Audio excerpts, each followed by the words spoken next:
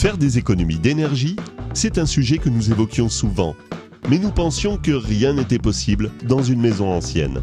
Lorsque nous avons rencontré le conseiller à l'espace Info Énergie, ses premières recommandations ont été de revoir toute notre isolation pour limiter les déperditions. Combles, murs et fenêtres. Ensuite, la question de la ventilation s'est posée. Notre conseiller, en complément de notre isolation performante, nous a recommandé d'installer une VMC double flux. Ce système de ventilation mécanique contrôlée permet de limiter les variations thermiques et donc de réaliser des économies de chauffage l'hiver ou de rafraîchir la maison l'été. D'un côté, la VMC aspire l'air vicié de la maison pour l'évacuer et récupère sa chaleur.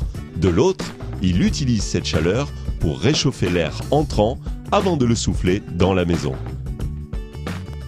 Un simple interrupteur permet de passer la VMC en position hiver ou été.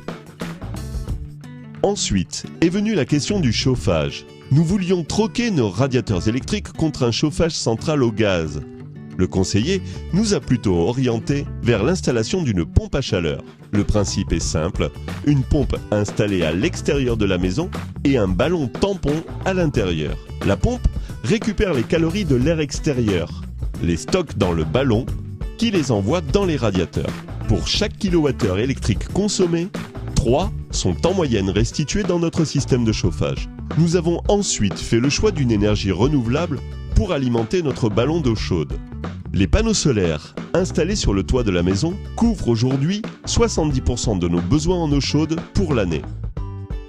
Grâce à notre isolation performante associée au système de ventilation, à l'utilisation de la pompe à chaleur et du chauffe-eau solaire, nous divisons par 3 notre consommation d'énergie. L'an passé, nous avons dépensé seulement 315 € pour le chauffage.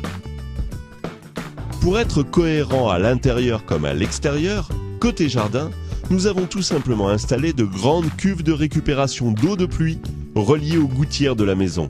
Cette eau nous permet d'arroser en grande partie le jardin et de profiter de légumes maison en plein été sans consommer l'eau du robinet.